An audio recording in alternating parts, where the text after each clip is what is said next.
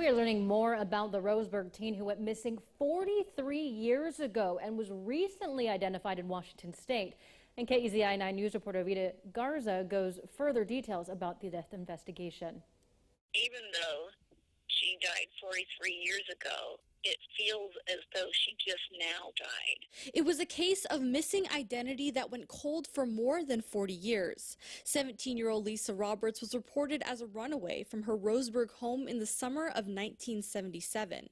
Her sister, Lynn Monger, said she got one phone call from Lisa. She said that she would call me back again later, and I never heard from her. Fast forward to 2020. Investigators in Everett, Washington finally identified their precious Jane Doe. Her name, Lisa Roberts. And to find out what happened to her, and I haven't been able to sleep, and my stomach has hurt. Detectives learned that she was hitchhiking and was picked up by 20-year-old David Roth. He didn't know who she was, but he strangled her with a bungee cord after she refused to have sex with him.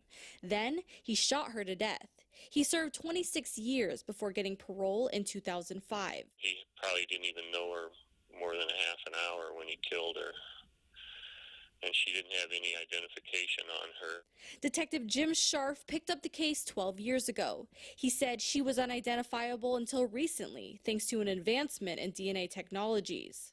Monger says she's still grieving as she's still trying to process what happened, but she says she is very thankful to Detective Scharf for dedicating the last decade to finding her beloved sister. Scharf told me he named her precious Jane Doe because he was determined to get her body back to the ones who loved her the most. And to know that they cared so much and that she meant so much that they called her that, it made me cry. And Monger says she's finally at peace now that she knows her sister is at rest. In Roseburg, Vita Garza, KEZI 9 News.